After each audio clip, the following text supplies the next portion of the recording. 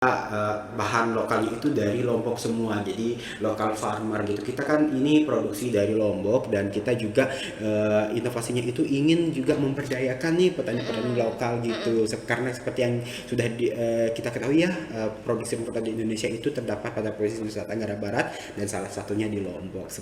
Cantik itu nggak harus putih gitu, yang penting bagaimana cara kita confident percaya diri kepada diri kita, dan bagaimana itu tidak ada salahnya bermimpi ya, karena bermimpi itu adalah langkah awal menuju kehidupan yang lebih baik. Dan Iya. tentunya kita setelah bermimpi kita harus melangkah, dan teman-teman tidak ada salahnya kita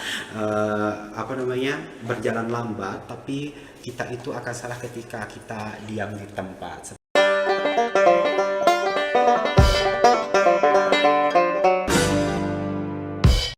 Halo guys, balik lagi bareng aku Pia Kamalia Kartika, bakal nemenin sahabat di rumah atau dimanapun berada. Sekarang kita sudah bersama dengan narasumber kita. Selamat pagi Jildani.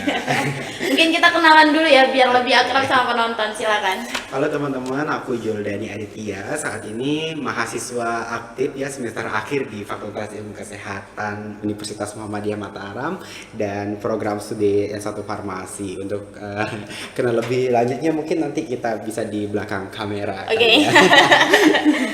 Kita sudah bersama dengan Jildani, saat ini salah satu mahasiswa yang lolos pendanaan hibah PKM atau program kreativitas mahasiswa pada tahun 2024. Kita akan ulik secara bersama gimana cerita di dalamnya. Ngomongin soal PKM, mungkin banyak yang belum tahu nih dari teman-teman di rumah, PKM itu apa sih gitu. Oke, jadi PKM itu teman-teman adalah salah satu program yang diadakan oleh Kemendikbud ya. Jadi ini mewadahi bagaimana program kreativitas mahasiswa. Jadi nanti mahasiswa itu bagaimana cara berkreativitasnya nanti bisa disalurkan di sana. Jadi di PKM itu ada 8 bidang. Yang pertama itu ada riset eksakta, riset humaniora dan banyak lainnya. Tapi kalau saya sendiri ya pribadi ngambilnya itu yang skema kewirausahaan gitu. Jadi untuk teman-teman yang mau punya usaha atau punya ide usaha juga bisa ikutan sih di PKM itu, bukan hanya riset-riset saja gitu. Oke, ngomongin soal kewirausahaan atau entrepreneurship gitu ya. Kira-kira dari Jildani sendiri tahu informasi ini dari mana?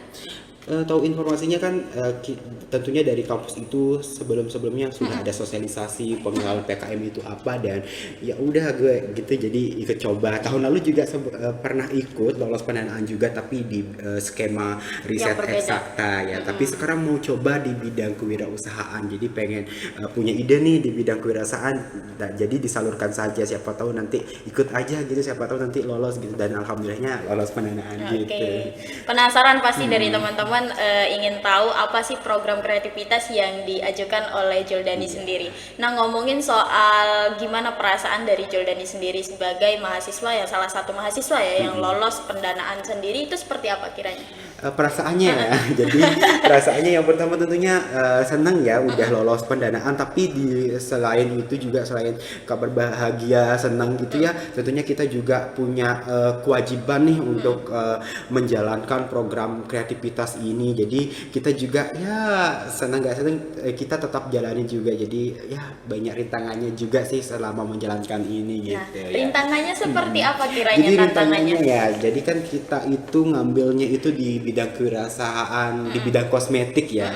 Sebelumnya kita flashback lagi, kenapa nih gua ngambil moisturizer gitu kan? Karena melihat dari Pulau Lombok ini tentunya teman-teman, karena Pulau Lombok ini kan merupakan salah satu pulau yang indah ya, Iya. yang menjadi tujuan destinasi wisata untuk baik para domestik maupun internasional kan banyak juga ya. Tapi kan kita tahu bersama ya, kalau di Lombok ini baik sebagian wilayahnya itu panas gitu ya, jadi nanti tentunya itu berdampak ketidaknyamanan wisatawan gitu. Nah terus nanti bisa menyebabkan kulit bersisik, kulit kering, sehingga kita itu berinovasi nih untuk membuat moisturizer dari rumput laut. Kenapa rumput laut? Karena berdasarkan Badan Catatan Statistik Nasional ya, produksi rumput laut di Indonesia itu terdapat pada Provinsi Nusa Tenggara Barat. Jadi kita hero ingredientnya juga dari petani lokal. Nah, kembali lagi nih kita bahas apa sih tantangannya gitu ya. Pertama karena kita kan baru mulai nih ya, tentunya untuk mendapatkan BPOM itu susah ya Itu yang paling teman-teman. Ya, susah. itu yang paling susah. Dan akhirnya pada saat kita pertama kali mendapatkan pengumuman kalau lolos pendanaan itu kita langsung ke BPOM nih. Tapi di BPOM itu dan alhamdulillahnya di BPOM Mataram juga kita diarahkan gitu, coba ke PT Organik Lombok dan kita juga dan akhirnya kita alhamdulillahnya sudah mendapatkan BPOM melalui PT Organik Lombok. Jadi kita kerjasama gitu sama PT Organik Lombok gitu. Itu sih tantangannya. Sama tantangannya itu juga sih ya karena mungkin kita harus membuat laporan ini itu ya. Jadi waktunya tidurnya itu kan tapi it's okay no problem karena itu kita sudah memulainya dan kita harus menjalankannya seperti itu. Oke.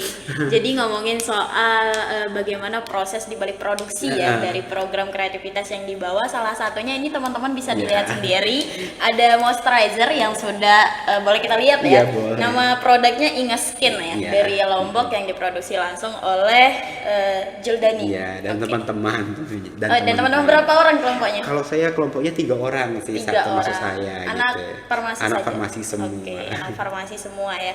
Jadi sebagai Juldani dari yang mewakili kelompoknya ya, ini adalah produk Inga Skin Moisturizer Seaweed yang produk apa kayak bahan utamanya dari rumput laut. Rumput laut. Dan hero ingredient kita juga dari petani lokal semua, lokal farmer gitu ya. Oke. Ini proses produksinya seperti apa kiranya di balik sebagai kemasan yang sudah terlihat ya. Pasti banyak sekali proses di belakang layarnya di Iya, proses tentu. produksinya itu seperti apa? Iya, Dari jadi- cari bahan gitu. Iya, jadi kita itu kan sebelum praproduksi tentunya kita memikirkan nih bagaimana produk yang akan kita keluarkan. Nah, paling susahnya sih pada saat kita melakukan studi literatur ya untuk mendapatkan produk ini dan tentunya selanjutnya setelah kita studi literatur kita melakukan trial and error nih. Kita melakukan trial and error itu 3 kali dan kita melakukan uji kesukaan dan akhirnya ketemulah ini. Dan untuk proses produksinya sih gampang-gampang aja ya karena tinggal diproduksi aja. Nah, untuk mencari bahannya sendiri itu kita mendapatkan bahannya itu bahan aktifnya itu dari petani lokal melalui PT Organik Lombok. Jadi kita bahan lokalnya itu dari Lombok semua. Jadi lokal farmer gitu. Kita kan ini produksi dari Lombok dan kita juga inovasinya itu ingin juga memberdayakan nih petani-petani lokal gitu. Karena seperti yang sudah kita ketahui ya, produksi rumput di Indonesia itu terdapat pada provinsi Nusa Tenggara Barat dan salah satunya di Lombok. Seperti itu sih, Kak. Oke, untuk pemasaran sudah dilakukan. Kiranya apa yang menjadi tantangan lagi nih buat Juldani sendiri ketika masuk dalam industri wirausaha? Iya. Nah, kiranya kan banyak sekali produk-produk yang Iya. memungkinkan lebih banyak nih produk-produk lokal, baik dari produk luar ya. Udah banyak sekali dan kita juga sudah tahu di era sekarang kan udah lumayan ya benar. untuk teknologi. Jadi kiranya untuk memasarkan produk ini supaya dikenal oleh konsumen itu seperti apa? Iya, jadi kita itu benar ya yang sudah dikatakan tadi banyak banget brand-brand lokal atau yang sudah besar gitu ya, itu menjadi salah satu tantangan kita. Tapi kita berikhtiar ya bagaimana cara kita untuk menaikkan produk kita. Tentunya yang pertama kita pada saat ini masih kayak mencari nama gitu supaya produk kita juga terkenal. Jadi kita kemarin di bulan Juni dan Juli itu kita ikut di Lombok Eco Market teman-teman untuk memasarkan produk kita dan alhamdulillahnya kita itu yang beli itu kebanyakan para wisatawan asing gitu. Nah, dan produk kita juga alhamdulillahnya sudah tersebar di 4 provinsi di Indonesia ya, Jawa Timur, Kalimantan Selatan, Bali sama Nusa Tenggara Barat tentunya. Dan nantinya untuk meningkatkan pemasaran kita lagi mungkin nanti kita akan bekerja sama dengan beauty influencer gitu ya, beauty vlogger-vlogger yang memang di vlogger-vlogger yang di dunia yang untuk Iya, di dunia entertain gitu ya, entertain lebih banyak untuk, makan ya, banyak untuk orang. itu ya, seperti itu supaya lebih terkenal gitu sih. Untuk Jadi nge-brandingnya ya. benar. Kemudian istilahnya setelah kita dalam proses produksi, proses pemasaran, pasca produksinya seperti apa? Kiranya ini kisaran harga berapa kalau boleh tahu? Iya, untuk kisarannya ya kita satu produknya itu di 55.000 Kak ya. 55.000. Iya. Ini berapa mili? Itu 100 mili dan kita itu juga Oke. dia itu 2 in 1 jadi bisa for face and body gitu. Oh, bisa Iya, untuk for face and body dan juga kita itu diformulasikan karena smooth extract ya kayak antioksidan, dia itu juga bisa untuk melindungi dari polusi matahari gitu sih. Jadi terlalu Iya. udah ada SPF-nya berarti. Oh, karena kita mengklaimnya kan karena antioksidan gitu, jadi bisa oke. gitu. Kalau untuk SPF-nya kita belum mengujinya gitu, karena ya mungkin terkendala biaya gitu ya. Mungkin nanti kita selanjutnya gitu ya. Oke. Terus kemudian selain melakukan pemasaran branding yang ada di beberapa event, khususnya di Lombok ya, Iya. dari Mataram sendiri, kiranya apalagi yang ikhtiar apalagi yang Juldani dan teman-teman lakuin untuk nge-branding brand ini? Untuk brandingnya ya, yang akan kami lakukan selanjutnya sih kayak kan untuk membrandingnya tentunya yang pertama seperti yang sudah saya jelaskan tadi, kita akan bekerja sama dan tentunya juga kan kita akan melakukan promo-promo menarik gitu. Sama mungkin nanti di bulan kedepannya kita juga akan melakukan ada workshop gitu Kak, workshop untuk kayak kita kan selain kita mempromosikan ini, tapi kita juga akan memberikan ilmu nih kepada teman-teman untuk tetap workshop sebagaimana cara kita apa sih pentingnya kenapa tubuh kita itu tetap lembab gitu. Jadi kita juga akan berbagi ilmu kayak gitulah kayak education gitu. Kita akan mengadakan workshop. Ngomongin soal masalah moisturizer, tentu tidak lepas dari apa ya istilahnya kayak jenis kulit kita yang ada di Indonesia, khususnya masih banyak sekarang yang masih awam ya sekarang. Mungkin sekarang lebih banyak terliterasi ya di zaman ini, tapi masih banyak lagi bahwa kayak orang yang hanya istilahnya yang boleh atau yang hanya mengurus diri itu lebih banyak cewek nih. Cowok mah biasa aja udah nggak perlu gitu ya. Nah, kiranya seperti apa kita sama-sama biar bisa membagi informasi, edukasi juga buat teman-teman yang nonton gitu. Sepenting apa sebenarnya kita menjaga kelembapan kulit? Nah, begini teman-teman. Jadi kan dari kebanyakan mindset orang di Indonesia ini perawatan mah untuk cewek aja Iya, gitu benar. kan. Perawatan mah cewek cenah gitu kan. Tapi ternyata gitu teman-teman, menjaga kelembapan kulit atau menjaga kesehatan kulit itu adalah bukan hanya untuk cewek saja tapi untuk semua orang. Jadi semua kalangan, cewek, cowok, unisex semuanya itu kita harus menjaga kelembaban kulit kita. Karena apa gitu ya teman-teman? Karena seperti yang kita ketahui ya di Indonesia ini tentunya cuacanya panas ya. Dan kalau kita melihat lagi nih kulit kita kalau tetap terpapar sinar matahari juga itu tentunya akan berbahaya. Dan makanya dari itu kita juga selain menggunakan sunscreen, kita juga yang paling penting itu adalah moisturizer agar kulit kita juga tetap lembab. Kan untuk sunscreen itu hanya untuk melindungi dari polusi dan sinar matahari ya.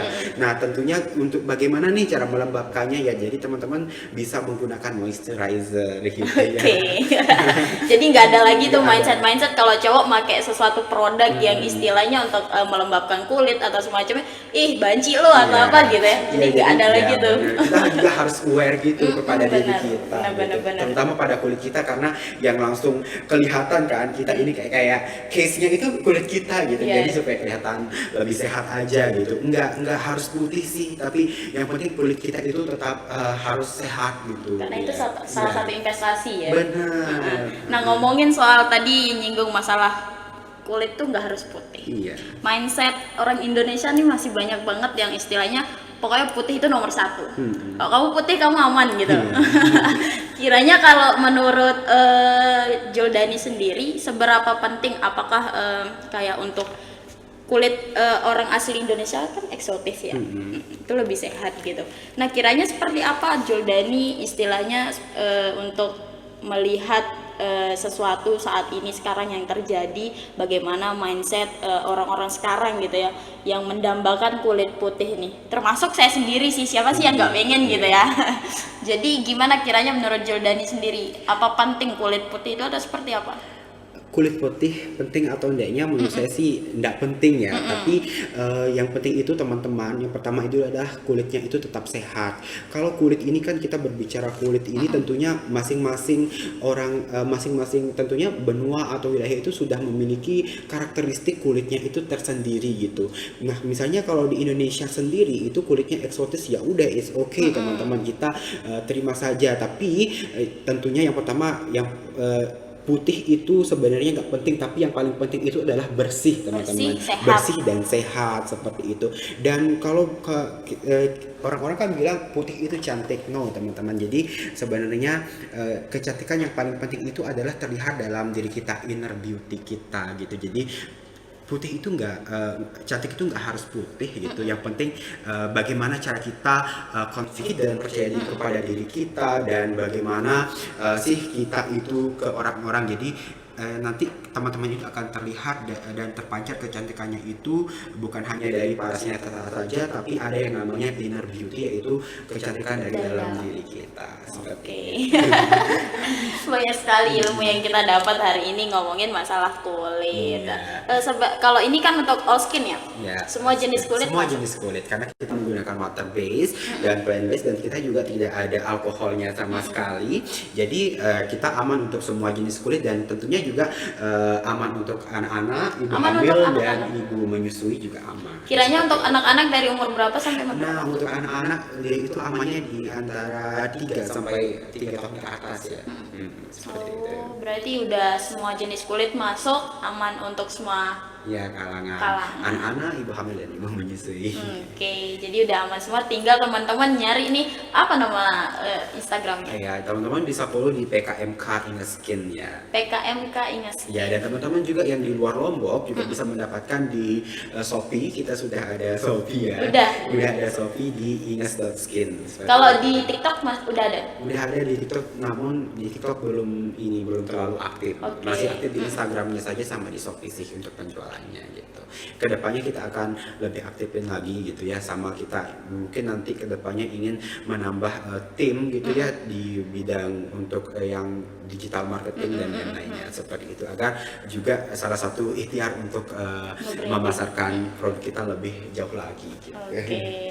Jadi itu salah satu bagaimana cerita di balik proses praproduksi, proses produksinya ya, bahkan sampai pasca produksi. Sekiranya untuk mungkin teman-teman yang nonton nanti, gimana sih cari tahu informasi-informasi mengenai PKM, kemudian mungkin Juldani bisa share sedikit buat teman-teman yang nanti ingin kembali untuk berikhtiar lagi untuk mengikuti kegiatan-kegiatan PKM lainnya di universitas.